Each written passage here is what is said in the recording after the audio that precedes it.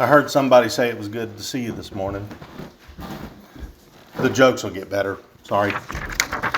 This morning we look at betrayal and gossip in the context of loss. And really, mostly, the lesson is about gossip.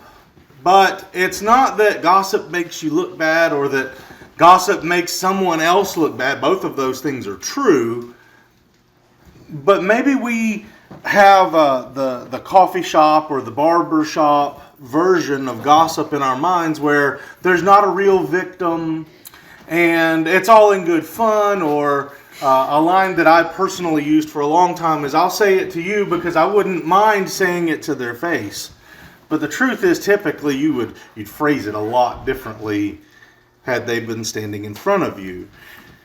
The betrayal part comes in because we are specifically going to talk about us, talking about us, your brothers and your sisters. So, to begin with, let's look at Proverbs 18, and we'll start in verse 19. A brother offended is more unyielding than a strong city, and quarreling is like the bars of a castle. From the fruit of a man's mouth his stomach is satisfied. He is satisfied by the yield of his lips. Death and life are in the power of the tongue, and those who love it will eat its fruits. Lesson starts out with, remember what you're causing to happen. A brother offended is more unyielding than a strong city, and quarreling like the bars of a castle, made to not be penetrated. Somewhere that you can survive without the problems of the outside world or the enemy attacks of the outside world. And that is where people who have been gossiped about, especially those on routine basis or over a period of time, that's where they go.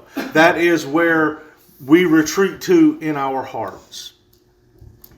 So let's stop right there and pray. Pray with me. In this section of Scripture, this Proverbs 18, verse 20 looks funny, right? So we get that there's the offense and the offense is taken. We get that imagery, and we'll talk about verse 21 in a minute. But verse 20 looks funny.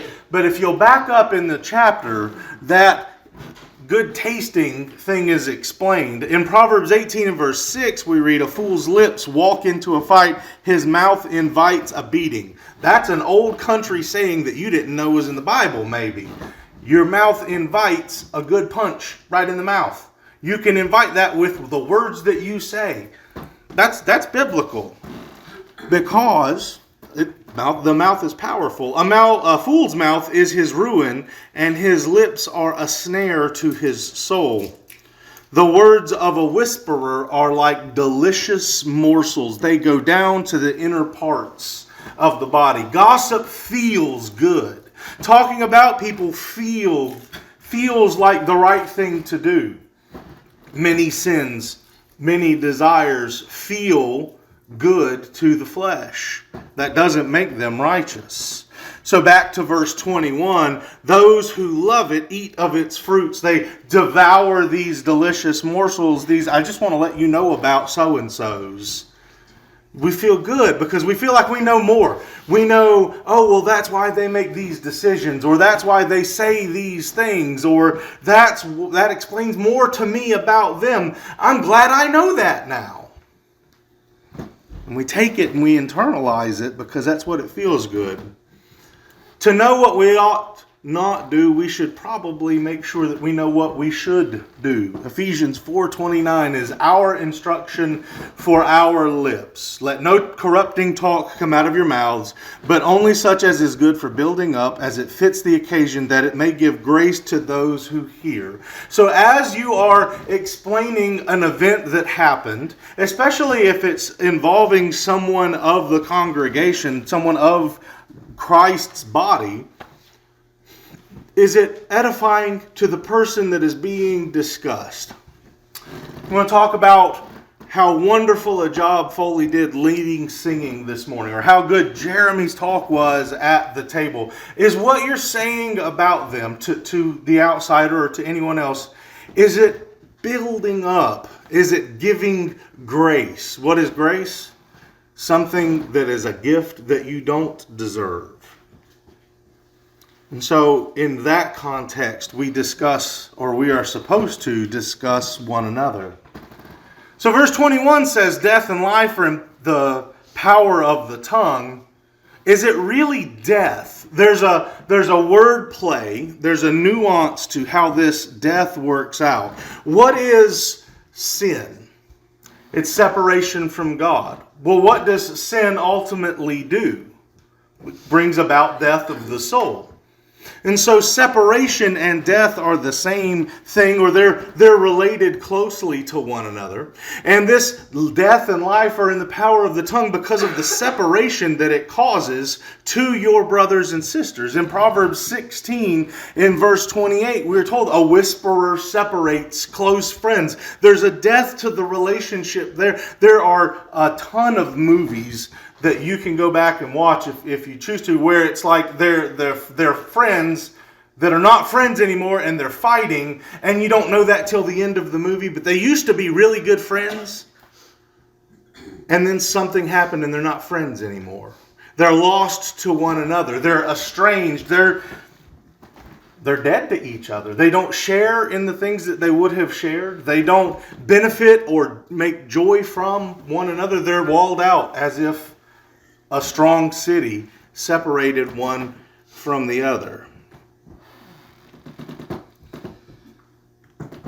And so we see that separation is a form of death, and that as we have sinned against one another, or as we may interact with one another, the goal there being reconciliation. In Matthew 18:15, that reconciliation is described as gaining a brother, or having that gift to you that we are supposed to be to one another. That we have added a life into our lives, and that being our brothers and sisters. So death and life are in the power of the tongue, whether it is that you would gossip or betray, or whether it is that you would make peace and be edifying and be uplifting and building.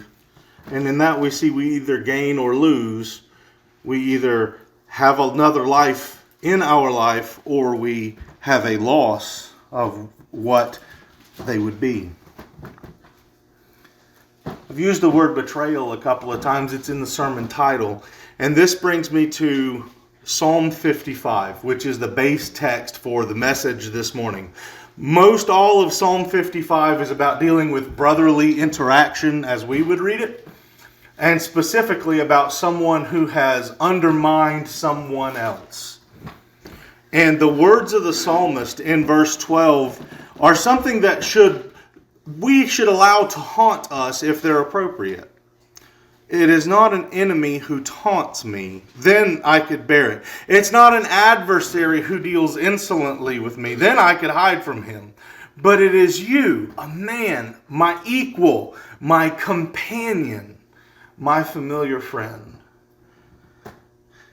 We can see the messianic view of this, how a psalm like this one explains exactly how Jesus may have felt to Judas Iscariot.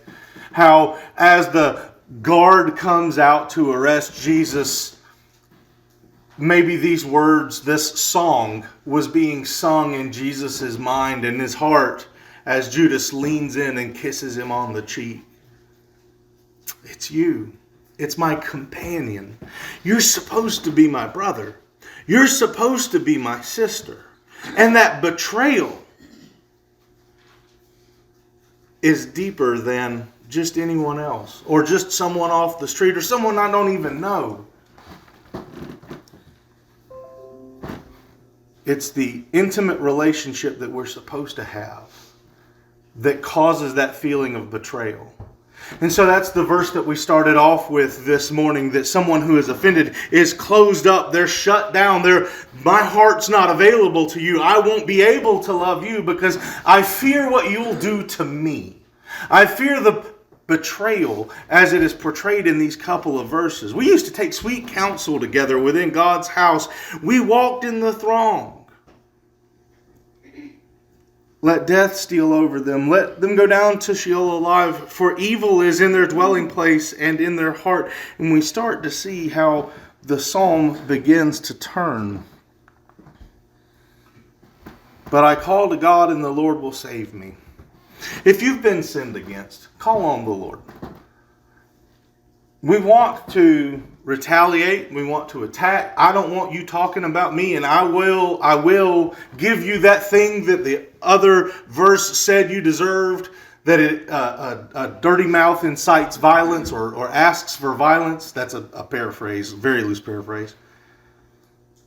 But if we've been insulted in this way, if we have been sinned against, especially by gossip, take it to the Lord in prayer.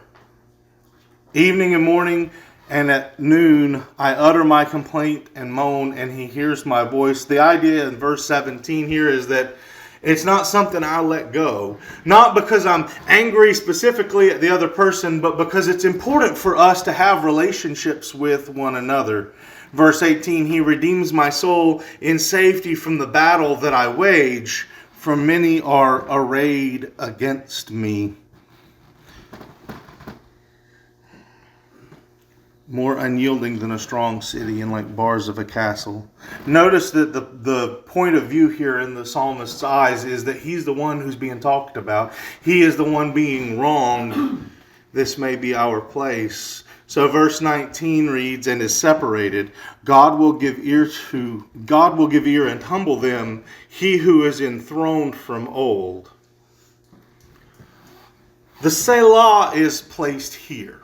Selah is a musical term. It's like a break. But what it does is it separates how you would sing something. Okay, we're familiar with song number 155, Christ Arose. You've got the slow and methodical and introspective verses. Each verse is very focused on solemnness. But the chorus is different, right? It's up from the grave he arose. It's a proclamation. It's a shout. It's a cry. It's totally different than the way the verses are sang. And so Selah tells you to do something different there. It's to be twisted to a different kind of music. And if you notice, the words here change as well.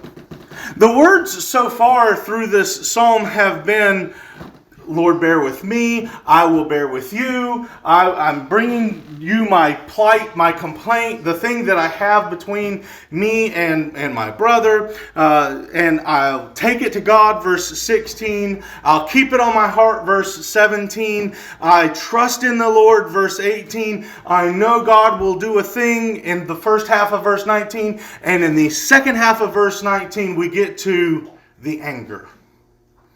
Because they do not change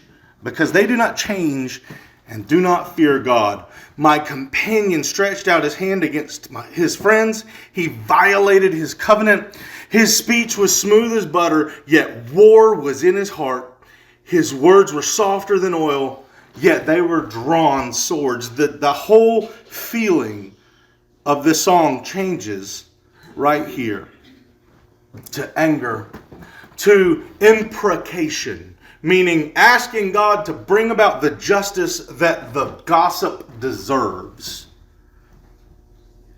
Asking God to bring about the justice that the gossip deserves. What does sin deserve? This is your brother that a gossip has sinned against. And so the gossip takes it to the Lord in prayer and he does everything he can. But at the end of the day, it's God, we know you're going to act against them, and go ahead and do that. Bring about your justice. There's a peculiarity in the way verse 20 is worded. It says he has violated his covenant. Now, you can take this a couple of ways. Technically, you and I haven't entered into covenant with one another. However, we do share a covenant. That is, the relationship that you have with God is the same relationship that I have with God. You're his child. Well, I'm his child. Each of us individually share the same covenant. Those of us who are Christians have put on Christ in the same way. And that covenant we share. And in that we become God's children and we are part of his family. And in gossip, we violated that covenant. In attacking our brothers and sisters, we have broken our family. Is gossip important to God? In Proverbs chapter 6, there is a device used. It's used in numerous places throughout the Bible. We'll talk about it real briefly. In Proverbs 6, verse 16 says, there are 6 things that the Lord hates, 7 that are an abomination to him. This is a literary device. It doesn't mean, oh, I forgot one. What it means is bringing emphasis. So instead of just repeating something, this is a way that it was written in times of old, that it means this is very important. Not one of these things is to be forgotten. You should pay attention to each of them equally. There are 6 things that the Lord hates. Yes, 7 that are an abomination to him. All of these things are things God hates that are an abomination. And what's listed as the last one is one who sows discord among the brothers. It doesn't even specify that the thing itself is false. It may be actually very true. And yet it may just be there not to uplift, not to edify, not to build up, but to tear down, to talk bad about. It may just be a delicious morsel of, did you hear what I heard? Did you hear what they said? Do you know something about someone? Gossip was listed as a sin in Leviticus 19 as God was giving the law to the people of Moses, or to he was giving the law to Moses, the people of Israel. You shall not go around as a slanderer among your people. It's not even given room in the old law. Gossip is forbidden. In the new law, it's a little bit more strong. In Romans chapter 1, there's a whole list of things that we're not supposed to do. And listed among those, let's read the list. Romans chapter 1, starting in verse 29. They were filled with all manner of unrighteousness, evil, covetousness, and malice. They are full of envy, murder, strife, deceit, maliciousness. They are gossips, slanderers, haters of God, insolent, haughty, boastful, inventors of evil, disobedient to parents, foolish, faithless, heartless, ruthless. Though they know God's righteous decree that those who practice such things deserve to die, they not only do them, but they give approval to those who practice them. Each of these things are one specific thing. Okay, just because you're haughty doesn't make you a murderer. All right, they are listed as being equal in being sin, but they're not. All of them have to be done, or none of them are done. They are individual. Have you ever considered that the gossip that might come from your lips makes you equal in transgression to a murderer? And yet, that one we've kind of already tied together already. That death and life are in the power of the lips. Though they know God's righteous decree that those who practice such things deserve to die. Those who practice gossip, those that practice slander, those that sow discord among their brethren deserve to die. Which is what the psalmist calls on God to do. To send them down to Sheol. To act in his righteousness and not allow that to continue. And it adds a second party into the second half of that verse. So they not only do them, but they give approval to those who practice them. If you find yourself on the receiving end of the phone call, on the receiving end of the conversation, if someone says, do you know what happened, blah, blah, blah, you're about to become party to their transgression. And so I would recommend that we take very careful attention to say, wait a minute, I may not need to know this. This is a beautiful phrase that you can use. I may not, do I need to know this? I really don't want you to gossip. Meaning, I don't want to be a part of it because don't bring me into this sin. Also, I'm concerned about your soul. And you know what? Whatever that thing is, it may be absolutely true. But I don't have to know it. Because I don't have to know everything. Because I can leave it to God. And if they've sinned, you go to Him, you alone, and tell your brother. And if they won't hear you, take 2 or 3. And if they won't hear 2 or 3, take it to the church. But to start with, I just don't need to know everything. Don't make me a party to the gossip. Well, that makes you an outsider. It might. But I'd rather be an outsider that doesn't condone sin than someone that verse 32 says deserves to die.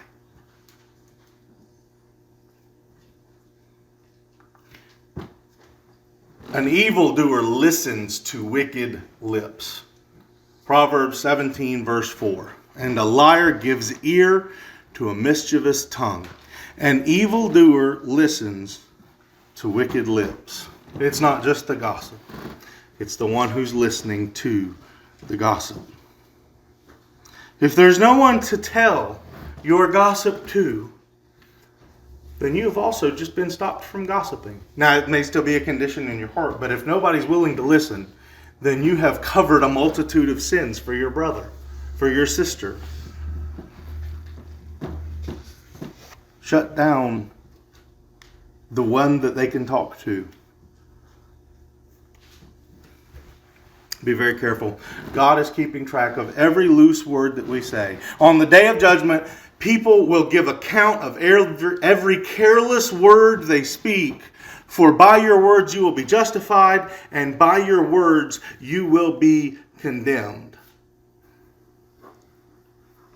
It's not just whether or not I love God. If I don't love my neighbor as myself, if I don't love my brothers and sisters, if I'm willing to talk about them, then the blood of Christ does me very little good.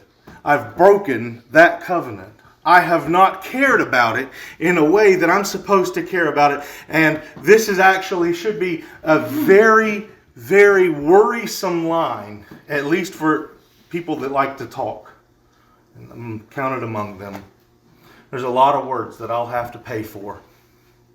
There's a lot of words that I've said all by myself. My hammer doesn't yell at me for yelling at it whenever it has damaged me. But I'll have to pay for that word. When you stub your toe, when you're alone, when you pick up that cast iron skillet that never tells you when it's hot, but always is when you don't need it to be. Every careless word we speak, we will have to pay for.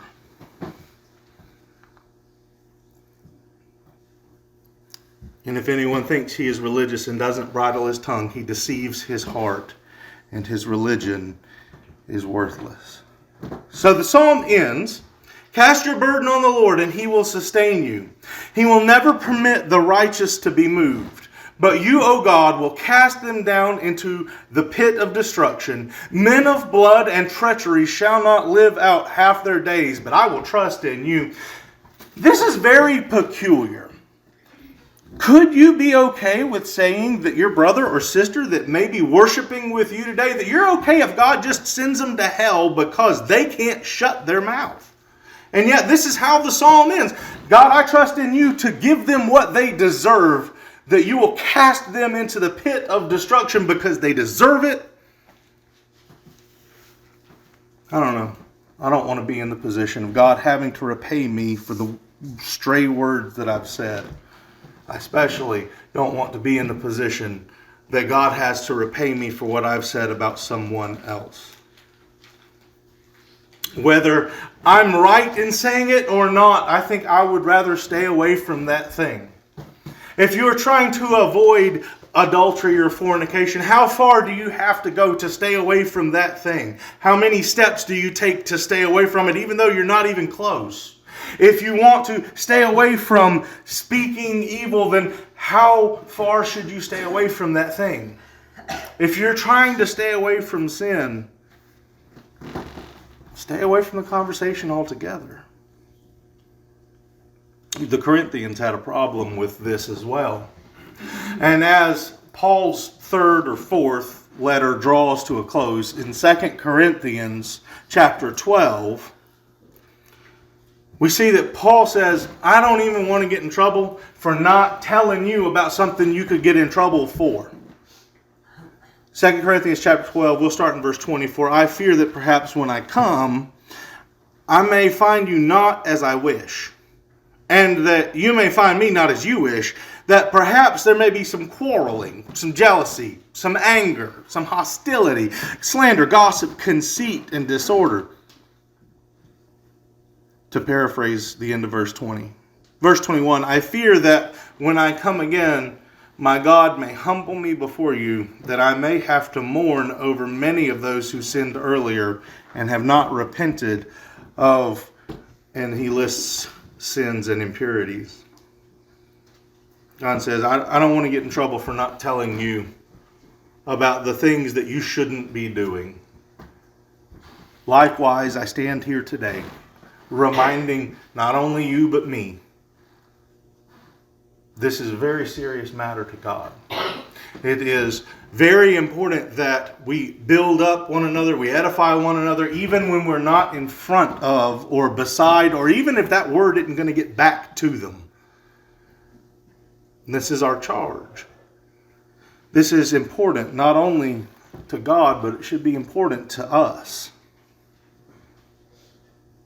Paul ends that letter to the Corinthians in the middle of verse 11. Aim for restoration, comfort one another, agree with one another, live in peace, and the love of God and peace will be with you.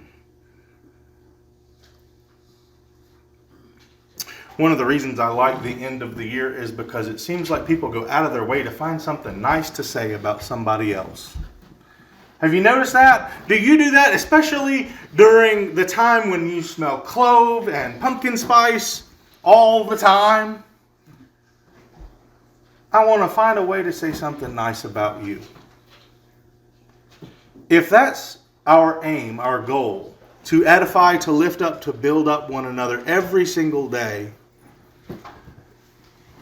then let the world see that we celebrate our Mass with our Christ regularly.